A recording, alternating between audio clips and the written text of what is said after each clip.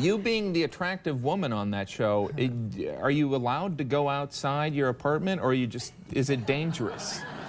Are they just... We don't have apartments. She proposed marriage on a beach in Jamaica, got down on one knee herself, and married the man the very next day. That single detail tells you almost everything you need to know about the woman who once commanded a Star Trek bridge with nothing but a raised eyebrow and a flattened vocal cadence. Jolene Blalock never did anything the way Hollywood expected her to, and that included falling in love, walking away from fame, and quietly building a life the industry never saw coming. When Star Trek Enterprise premiered on UPN in September 2001, the franchise needed someone who could carry the emotional and intellectual weight that Vulcans had held since Leonard Nimoy first raised that eyebrow back in 1966. The series was set a full century before Captain Kirk ever sat in the original Enterprise's command chair, aiming to show humanity's clumsy, uncertain first steps into deep space. Among a crew of test pilots, engineers, and eager young officers, the show needed an anchor, a presence built on discipline and quiet superiority, someone who could embody an entire alien culture without ever raising her voice. Blalock, cast as Subcommander T'Pol, stepped into a role that had almost no margin for error. Play a Vulcan too flat and the character becomes furniture, a walking exposition machine with nothing underneath. Play it too warm and you shatter 40 years of established lore that fans had memorized down to the smallest gesture. She found the narrow space in between, giving T'Pol a controlled tension that suggested a mind working constantly beneath a placid surface, a woman quietly evaluating, enduring, and tolerating the chaos of human company. Audiences responded immediately, and critics noticed too. Her performance eventually earned her a Saturn Award for Best Supporting Actress on television, and for a stretch of years she was, by most measures, the breakout star of the entire series, the reason casual viewers kept tuning in week after week. That breakout status came at a cost few actresses in her position could avoid. UPN, chasing younger viewers in a crowded network landscape, leaned hard into marketing Blalock's image rather than her craft. She landed on the covers of FHM, Maxim, and Stuff, and in 2003 FHM ranked her the 10th sexiest woman in the world. She appeared twice in Maxim's Girls of Maxim gallery and posed for a clothed fashion spread in Playboy in April 2002. On screen, the show leaned into similarly provocative territory, most famously through its now notorious decontamination chamber sequences, framed in the narrative as standard Starfleet medical protocol, but shot with soft lighting and lingering angles that left little doubt about their real purpose on a network desperate for ratings among a young male demographic. Blalock didn't stay quiet about any of it.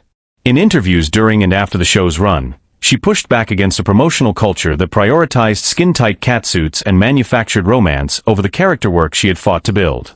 She argued repeatedly and without much diplomatic softening that T'Pol's real strength lived in her intellect, her stoic loyalty, and the quiet internal conflict she carried, not in how tightly a costume fit her or how often the scripts found excuses to put her in a towel.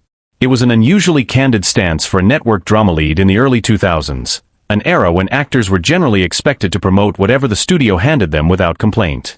That willingness to speak plainly followed her all the way to the finale.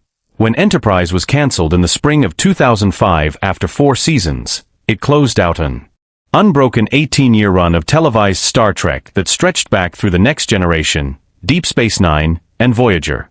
The ending itself became a genuine flashpoint within the fandom.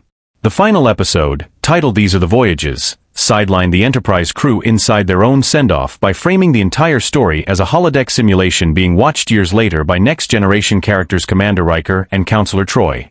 Worse, from Blalock's perspective, the script abruptly killed off a major character and flattened years of slow-building relationship development between T'Pol and engineer Trip Tucker into a handful of rushed minutes.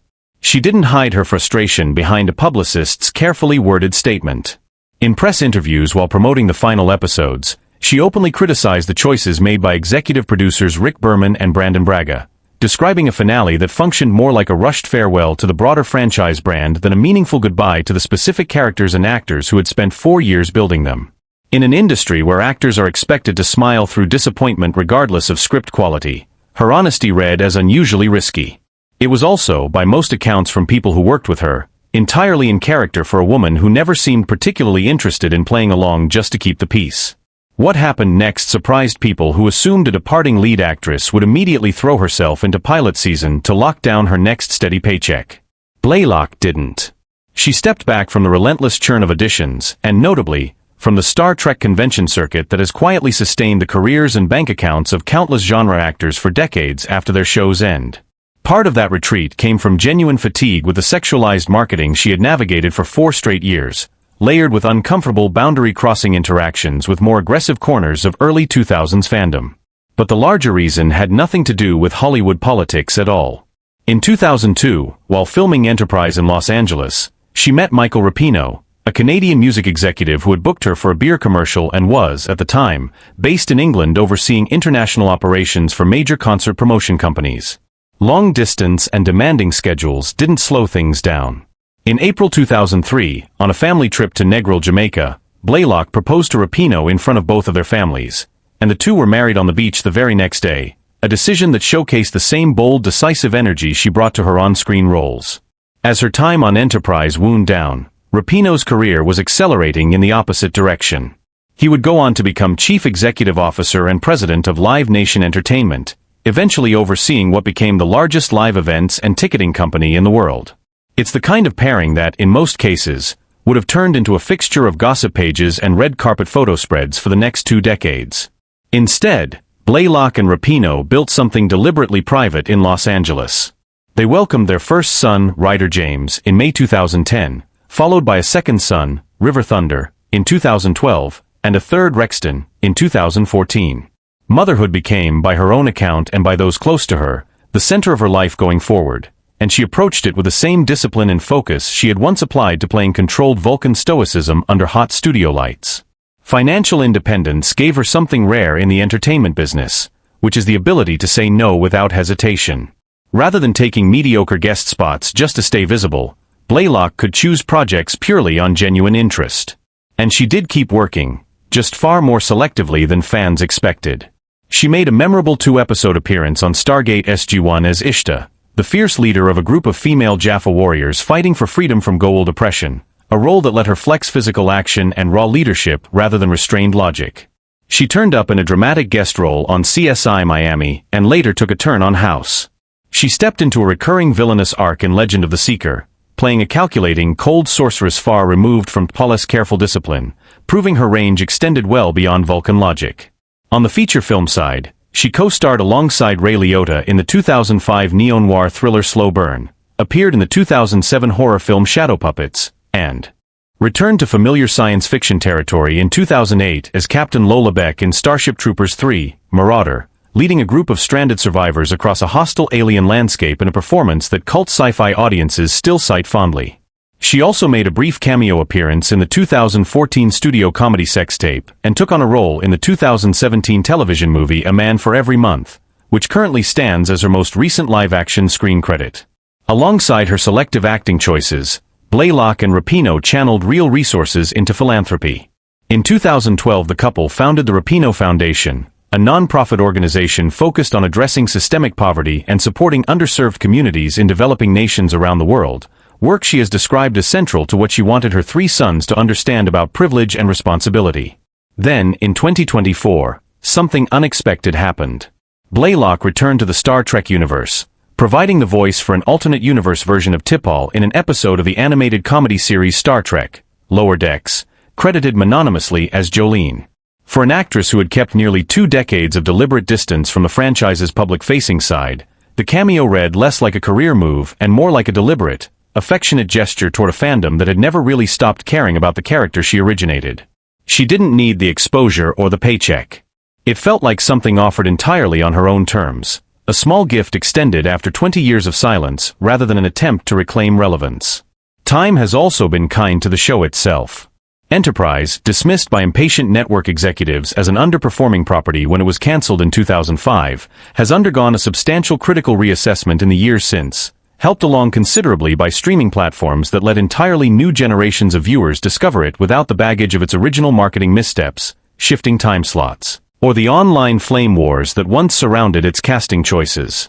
The extended Shindy storyline that dominated Season 3 is now regarded by many critics as one of the more daring serialized experiments in early 2000s television, tackling morality and desperation in ways that predated the prestige serialization boom by years.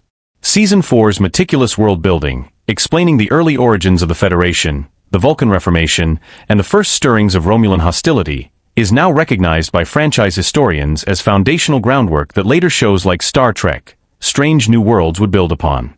T'Pol herself, once debated by anxious fans wondering whether anyone could follow in Spock's footsteps, is now widely counted among the more layered and memorable performances across Star Trek's 60-year history, her arc touching on addiction, cultural prejudice, grief, and the quiet cost of suppressing emotion for a lifetime. What makes Jolene Blalock's story worth returning to isn't tragedy, and it certainly isn't disappearance in the way that phrase usually implies for former television stars. She took on one of the most heavily scrutinized roles in science fiction history, delivered a performance strong enough to earn industry recognition and lasting fan affection decades later, spoke honestly when the studio machine around her expected polite silence instead, and then built an entirely separate, fiercely private life centered on marriage, motherhood, and philanthropy rather than chasing her next credit or convention appearance fee. She never framed her exit from the spotlight as a retreat born of failure or bitterness. It read, instead, like someone who had already gotten exactly what she wanted from the industry and consciously decided that the rest of her life belonged somewhere else entirely. She didn't vanish, and she wasn't pushed out by an unforgiving business the way so many former leads eventually are. She simply stopped needing the spotlight to feel like her life mattered, and in an industry built almost entirely on the opposite instinct, that quiet, deliberate choice has aged remarkably well. Whether she ever returns to a Starship Bridge again, in voice or in person, or simply continues raising her sons and running her foundation far from any red carpet, her mark on science fiction history remains permanently secured, carried by a character she built out of restraint, intelligence, and a stubborn refusal to be reduced to a magazine cover.